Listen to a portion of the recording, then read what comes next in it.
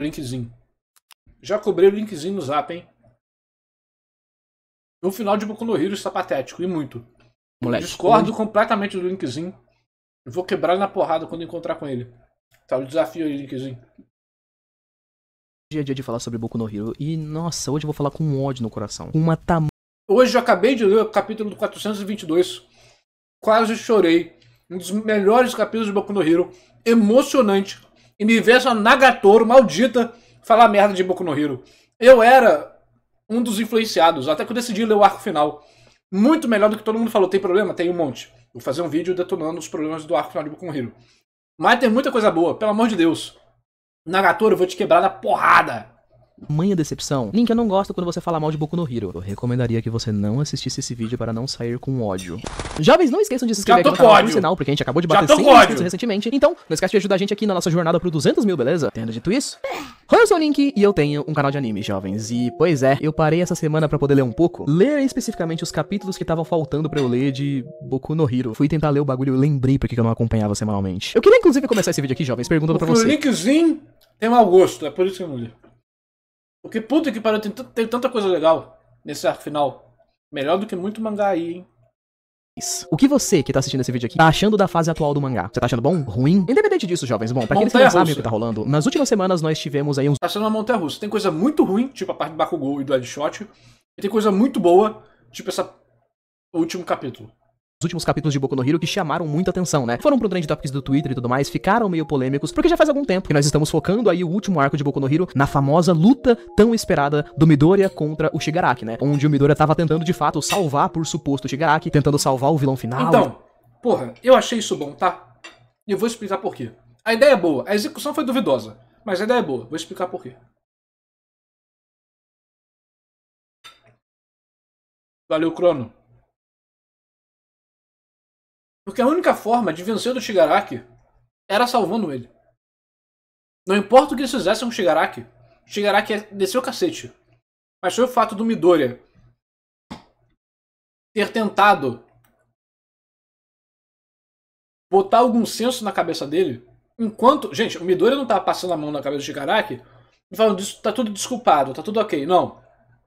Ele tava tentando, Shigaraki... Eu vou te descer o cacete, eu vou te prender, mas mais do que isso, eu quero que você perceba a merda que você fez. Era isso que estava rolando. E isso é o que vai fazer o Shigaraki, o que fez o Shigaraki ter o flashback dele, que finalmente transformou o personagem em um personagem. Porque antes o personagem não era um personagem. O Shigaraki é muito fraco. Mas o flashback que teve dele tornou ele um personagem. Olha só que maravilha. Só que eu acho que sim, a execução disso foi problemática. Porque o Shigaraki é ruim, porque o All For One é ruim. Por isso. E tudo mais, a gente passou um bom tempo nesse período do Midoriya tentando salvar o cara que tava destruindo otakus vendo o herói agindo como um herói. Exatamente. No mundo, até que em certo momento o plano do Midoriya deu errado. Ele foi tentar salvar o Shigaraki, mas não rolou. O personagem do Shigaraki acabou sendo, cara, totalmente descartado. Porque o All For One, que já tinha sido derrotado anteriormente, voltou à vida. Isso meio... Como que ele foi descartado, Linkzinho? Ele literalmente começou a virar um personagem de verdade através do flashback dele, quando a gente descobriu a verdade. E, gente, Shigaraki, ele vai voltar. Esse plano do All For One dentro do Shigaraki tem há 3 arcos que isso está se desenvolvendo, pelo amor de Deus. Estava óbvio que ia acontecer. A guerra final inteira é o All For One tentando acordar no corpo do Shigaraki, falando que a parte dele dentro do Shigaraki tá adormecida, tá instável. Até a luta dele, que é literalmente o All For One. Aí depois o Shigaraki toma o controle. Pô, isso aqui, o arco inteiro trabalhou isso, pelo amor de Deus. Porque, tipo, ninguém nem sabe direito se o Shigaraki tá vivo ainda ou não, então muita gente ficou meio pistola. Pô, tá, pelo amor de... O Narras avisa, sim, o Shigaraki está dentro do All For One. Com isso, fora, é claro, se a gente não contar o fato de que um capítulo atrás no mangá, o Midoriya perdeu os 2 braços por conta da volta do All For One. O que foi uma baita de uma consequência, que todo mundo ficou meio tenso. Caramba, finalmente o mangá teve consequências. O Midoriya perdeu os braços, como é que ele vai fazer pra lutar agora? E aí, tipo, um capítulo depois, ou uma semana depois, ele recuperou os braços. Eu não sei exatamente como é que as pessoas que leram esse capítulo aqui, genuinamente, tipo, esperavam que o Midoriya ia ficar sem braços. Não sei se alguém acreditou de verdade nisso aqui, mas, bom... Quem acreditou nisso é inocente ou muito burro. Mas é pique acreditar que o Oda mata o personagem, né? Ah, e o Kaido destruiu o castelo do Kozuki e todos os Mugiwaras morreram. Pelo amor de Deus, né? Mas quando é o Oda, pode. Quando o Correio faz, é absurdo. Pois é, as pessoas ficaram decepcionadas porque isso aconteceu. E pra muitos, isso foi a gota d'água.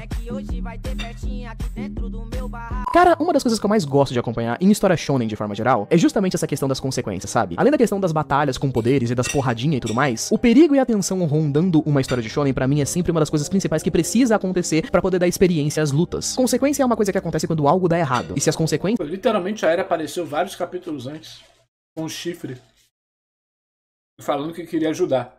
Tava na cara que ela seria importante pra trama. Não existem em uma história de shonen, eu acredito que toda a situação de tensão, de pressão e de medo que você pode ter assistindo uma história, lentamente vai começar a desaparecer. Eu posso pegar alguns exemplos pra utilizar, como por exemplo o Naruto clássico, digamos assim. Lá no arco do Exame Chunin, existe todo um combate entre o terceiro Hokage, né, o Sarutobi, contra o Orochimaru. E esse conflito é muito bom porque o terceiro Hokage termina morrendo nessa história. Isso é uma consequência negativa pra caramba pro pessoal da Vila da Folha na época, né? Quem assistiu o Naruto clássico na época se lembra que isso move a história, porque todo o próximo arco de Naruto é meio que os personagens procurando pelo próximo Hokage que viria. Então, consequência não é necessariamente a morte, mas é isso aí que ele tá falando. Eu concordo. Boku no Hero, eu realmente acho que tem que botar mais consequência na história. Não só de morte, mas consequências de ação dos personagens. Ser a Tsunade e tudo mais, o Naruto conhece o Jiraiya, tem toda uma jornada que acontece por conta disso. Jujutsu Kaisen, por exemplo, no arco de Shibuya tem uma coisa semelhante, onde o feiticeiro mais forte do mundo é capturado, né, o Satoru Gojo, e tudo na história depois disso acaba meio que sendo sobre como eles vão libertar o Gojo e tudo mais. Até mesmo One Piece, que é um mangá com poucas mortes de forma geral, tem a morte do Ace e do Barba Branca, que simplesmente mudam o mundo da história pra sempre, principalmente pros personagens principais, né? É justamente por conta da morte do Ace e do Barba Branca que nós temos um time skip de 2 anos na história de One Piece. Boku no Hero sempre foi uma história sem grandes consequências de forma geral. E já faz muito tempo que eu falo sobre isso no canal, mas sempre vi muitas pessoas defendendo os defeitos da história. Porém, eu sempre puxei muito essa bola. O autor de Boku no Hero é muito covarde na hora de fazer as coisas. E não é covarde porque nada acontece. Caralho.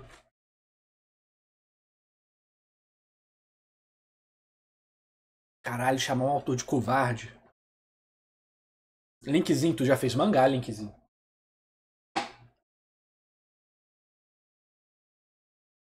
Chamar o autor de covarde? Eu vou ter que... Eu vou ser preso, mano. Eu vou ser preso por agredir a Nagatoro. Mas é o seguinte. Eu concordo que Boku no Hero existe uma falta de consequência geral. Você tem consequências relevantes para o mundo? Tem. Mai Vila na academia, a guerra com os heróis, o All Might perdendo o poder dele, o Deku Dark. Só que você sente que aquilo não tem um peso tão relevante assim para dentro da história, para a dinâmica da história, para a dinâmica dos arcos e uma consequência permanente conforme o tempo passa. Isso eu concordo plenamente. Mas a forma que o Linkzinho falou aqui foi criminosa. Não, quando o Correia escreve Boku no Hero, eu sempre acho muito engraçado como parece que ele tem ideias legais. Ele começa a desenvolver essas ideias legais, mas parece que na metade do caminho ele só volta atrás. Eu já vi Stars and Stripes, se é pra ter consequência, pique Stars and Stripes, eu prefiro que Boku no Hero não tenha consequência. As pessoas falando que no começo de Boku no Hero as coisas não eram assim, mas, jovens, pra poder ser bem sincero, o começo da história tinha mínimos riscos. Se vocês assistirem a primeira e segunda temporada de Boku no Hero, por exemplo, vocês vão perceber que a grande maioria dos arcos eram justamente personagens vivendo a sua vida escolar. Então a gente tinha... Mas isso não é um problema. O risco não é só um risco físico. Riscos numa história, ou problemas, ou tudo isso aí, é emocional, né? É pessoal. É a própria visão da pessoa, dela na sociedade, com ela mesma. Por isso que Slice of Life também tem muita coisa acontecendo pra muita gente. É só a pessoa vivendo a vida. Mas isso já naturalmente tem dinâmicas que vão gerar esse tipo de risco. Então... um risco ser pequeno em relação ao mundo ser destruído não significa que ele não importa pra audiência ou pro personagem.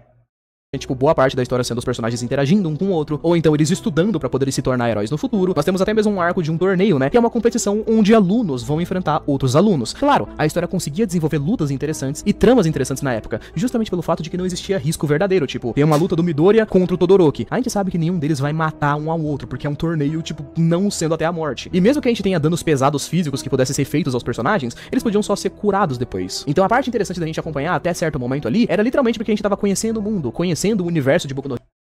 Eu prefiro muito mais o torneio tipo de Boku no Hero do que o torneio onde as pessoas que participam vão morrer e o mundo vai explodir. Por isso que o torneio do poder em Dragon Ball é uma piada em relação a isso. Óbvio que, tá ligado? Os personagens não iam ser descartados. Ou qualquer outro torneio que, quando o risco é muito grande, ele não é concretizado. Mas quando você tem um risco manejável, onde a derrota é possível, a derrota possui impacto emocional, a derrota possui impacto na trama, em linha de acontecimento. É por isso que anime de esportes dá muito bem com o torneio. Porque você tem o drama de 2 times com várias pessoas, com as suas próprias visões, dores, vontades, sonhos, enfrentando um ao outro. Ninguém é um vilão. E aí o que acontece? A batalha se torna interessante por outros motivos. Aqui na UA foi a mesma coisa, no arco de Boku no Hero. A batalha era interessante não pelo o mundo ser destruído ou grandes poderes sendo utilizados, mas pela dinâmica dos personagens e o que aquilo significava para eles na revelação emocional deles.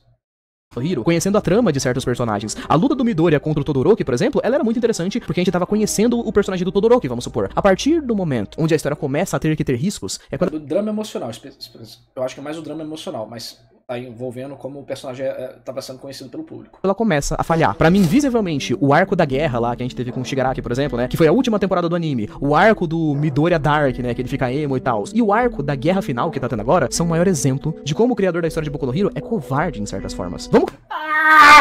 Cara, eu não consigo ter coragem de falar isso. Como escritor, eu não tenho coragem de falar isso de um colega meu, vamos dizer assim. Vamos começar pelo arco da guerra, então. Nós tivemos um literal arco de guerra onde os heróis foram completamente derrotados. O criador da história montou ali alguns heróis figurantes, só pra poder matar eles e dizer que teve certos números, mas não tem como dizer que existe algum peso nessas mortes, porque 90% dos personagens apareceram por, tipo, um episódio e morreram em seguida. O único dos personagens que de fato morreu, que a gente conhecia no arco da guerra de Boku no Hero, acabou sendo meio que a Midnight, que qual que era a função dela na história mesmo. Tipo, até onde eu lembro, ela só era um personagem de fanservice. Isso é uma coisa que é um problema em Boku no Hero mesmo. Ele tem muitos personagens, só que a história tem uma certa dificuldade em trabalhar alguns deles, e a forma que as coisas são desenvolvidas, você sente que essa ausência de consequência que ele está falando não é só uma ausência de consequência física, é uma ausência de qualquer tipo de consequência. Por mais que exista, ela não compensa o drama tratado, entendeu? Que não fez nada na história inteira, então era um figurante de luxo no máximo. Se a gente for pensar mesmo, cara, a maior perda que a gente teve no arco da guerra em si foram as perdas da heroína da Mirko, né? Que ela foi introduzida dentro do arco da guerra e tal, é aquela heroína coelho, muito braba, ela tem uma luta contra os gnomos, ela se machucou, perdeu um braço e uma perna no meio da guerra. Isso sim eu posso dizer que foi uma consequência, cara, porque devia ser crime contra o Estado você danificar um par de coxas incríveis como esses aqui. Porém, no próximo arco ela meio que voltou com um braço e uma perna de robô, então quem se importa? Perder braço e perna em mangá de shonen é quase como se fosse quebrar uma unha. Depois de um tempo você consegue outro. Foi nesse arco, por exemplo, que nós tivemos a primeira meio morte falsa de Boku no Hero que me irritou. Teve a morte do Twice também, pô. Era um vilão que foi muito empatizado. Morreu. Um pouco, que foi a quase morte do Gran Torino, que era um herói velho, machucado e cansado, que sofreu um golpe pesadíssimo pro Shigaraki, que tem literalmente o poder de, tipo, quase que matar tudo que ele encosta. Ele encostou no velho, apodreceu ele, e parece que o velho tinha morrido, mas depois a gente percebe que ele só tá bem. Vocês já ouviram aquela história do mentiroso? Que é aquela pessoa que mente pra caramba, e ela mente tanto que quando ela fala a verdade, galera, acaba que ninguém consegue acreditar muito? Eu acho que é a mesma coisa com o fato de Boku no Hero não ter consequência, sabe? Boku no Hero tem tanto essa coisa de, tipo, ele fingir que vai acontecer algo, e depois ele voltar atrás, haha, gente, na verdade isso aqui não vai acontecer. Isso é irritante mesmo. É que tudo que tem que ter peso na história acaba não tendo peso nenhum. Lá nos primeiros arcos de Boku no Hero, por exemplo, nós somos introduzidos ao personagem do Mirio e ele vai perder os poderes, mas depois ele vai recuperar os poderes, então não tem de fato uma consequência verdadeira. Mais ou menos. Depende de como você trata o drama dele quando ele fica sem poderes. Como o personagem se sente, como que ele começa a interagir com o mundo, quais são suas frustrações, como ele busca recuperar o poder. Não tô falando que foi bem feito em Boku no Hero, mas o fato dele recuperar não significa que é sem consequência. Vamos usar Bleach, por exemplo. O arco do Fullbringers tem vários problemas, mas a consequência do Ichigo ter perdido o poder, e a gente vê todo o drama psicológico que o Ichigo passa com a família dele sendo colocada contra ele, os amigos sendo colocados contra ele por causa do poder do Tsukishima, é um momento de Bleach que mais me gerou emoção. Me deixou agoniado, com o coração pesado enquanto eu lia. Então, ele recuperou o poder, beleza, mas teve consequência. Usando Bleach de exemplo negativo novamente aqui, é, por exemplo, o Ishida. O Ryu, ele perde os poderes contra o Mayuri e depois sabe como ele recupera o poder? Com o pai dele atirando umas flechas, ele tem que desviar. É uma bosta. Horrível.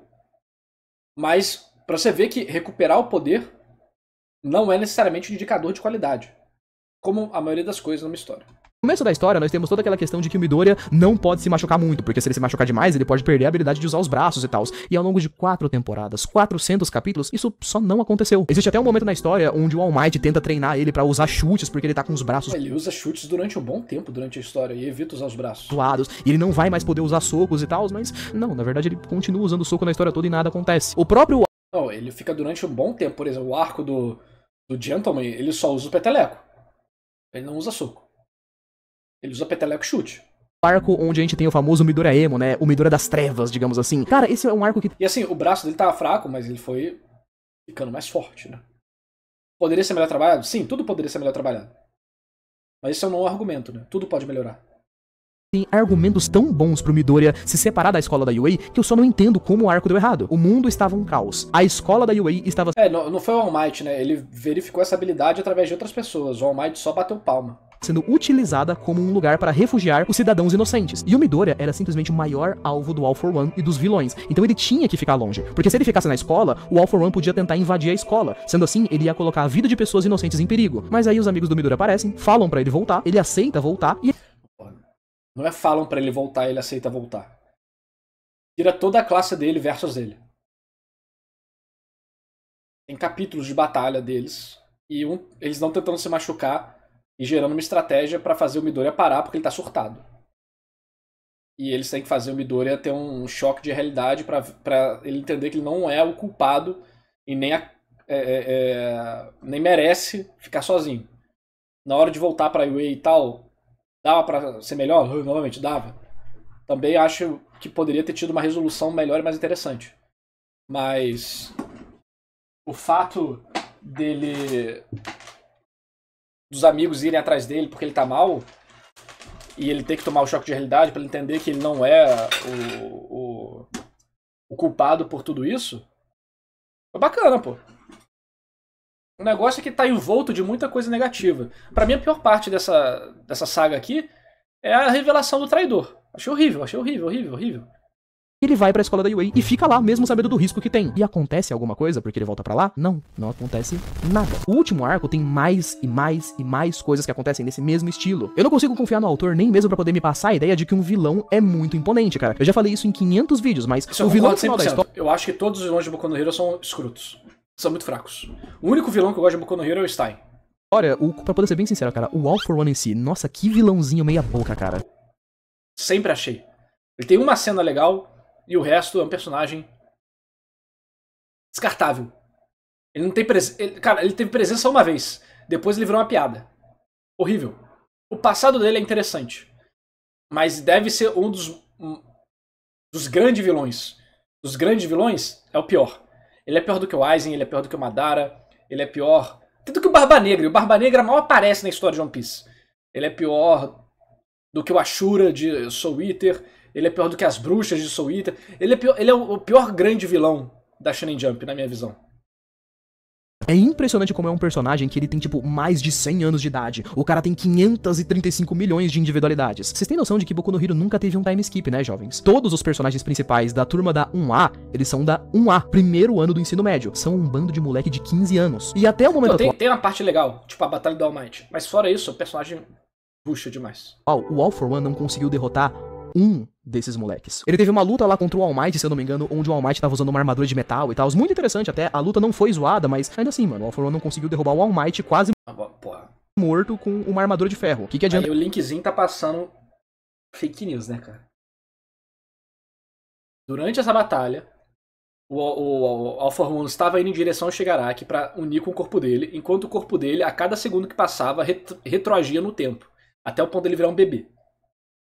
E aí, durante essa luta, o All Might chama a atenção dele. O All for One tá surtado, ele literalmente está surtado. A mente dele não está funcionando direito. Ele começa a ficar mais surtado ainda. Vai atrás do All Might e tenta vencer do All Might de forma a humilhar ele, vamos dizer assim, né? Não é só uma vitória física, ele quer quebrar o espírito do All Might. Por isso que ele não mata o All Might, ele quer quebrar o espírito do All Might. Aí... Nessa situação, o All Might consegue meio que dar um jeito, enganar ele e tal, fazer uma estratégia. Por quê? Porque era o All for One, com 15 anos de idade, surtado, regredindo no tempo, completamente animalesco. Calma lá também. Calma lá, calma lá, calma lá. 500 individualidades, você não consegue derrubar um cara que já tava praticamente morto. Mas as individualidades do Alpha One são horríveis. Assim, zero de interessante, aplicação muito esquisita. Eu não gosto desse vilão final, eu não gosto dele. Eu sei que existe aquele argumento que muitas pessoas usam e cansam de usar. Link, pra história ser boa, não precisa ter morte. E eu já respondi esse argumento várias vezes. Desculpa, gente. Mas se você quer colocar um vilão que ele tem que passar medo pras pessoas, eu espero minimamente que ele consiga derrubar, tipo, uma turma de adolescentes de 15 anos, que um deles é um cara que o cabelo do moleque gruda no teto. Eu sei que tem muita gente que assiste aqui os vídeos e que não acompanha o mangá de Boku no Hero, cara. Mas essas pessoas provavelmente já sabem das notícias, né? Que a gente teve todo um desenvolvimento, por exemplo...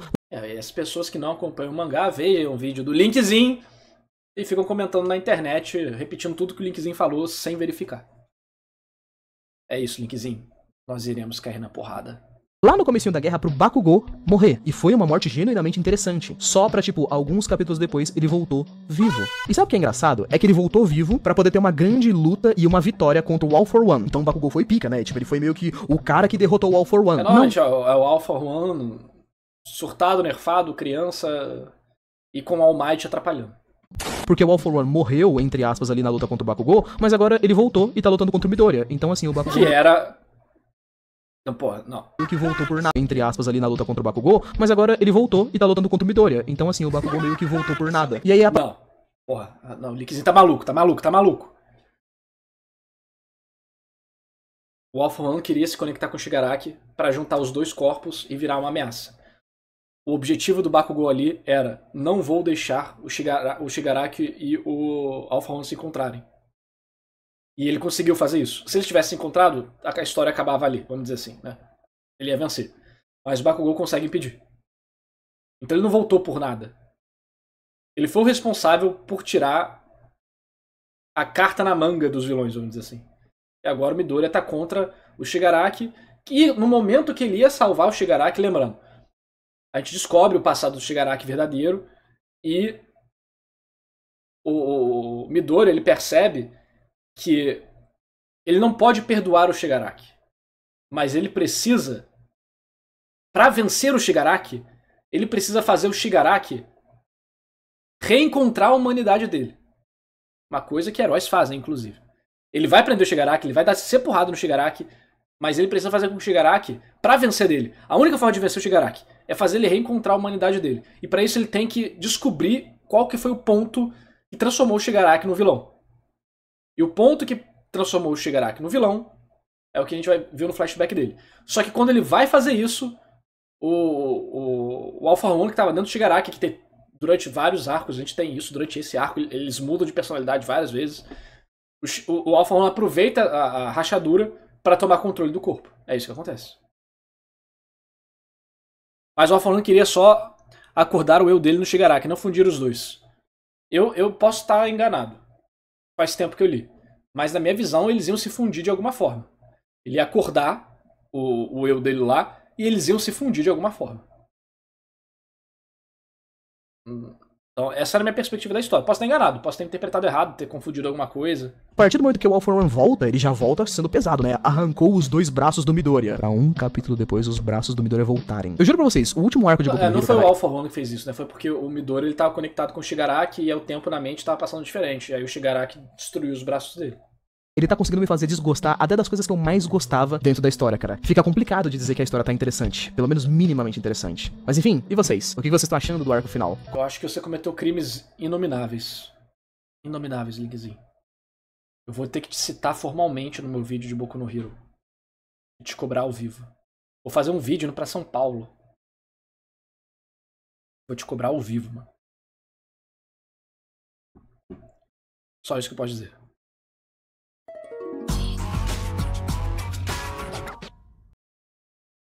Eu não acredito. Hoje também é meu aniversário, Narras.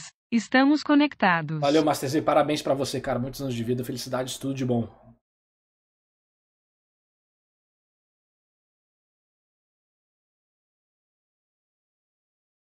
que você achou do plot de salvar os vilões da Uraraka Toga? O plot dela já começou a ser desenvolvido. Cara, eu pessoalmente não me senti conectado. É um negócio meio de menina, né? É de mulher, mano. Pô, meu, esse negócio de mulher. Então eu não me senti muito conectado, não. Mas era a mesma coisa. Pra vencer da Tolga, ela precisava encontrar o motivo da Tolga ter virado uma vilã. Só que eu não me conectei com isso, não.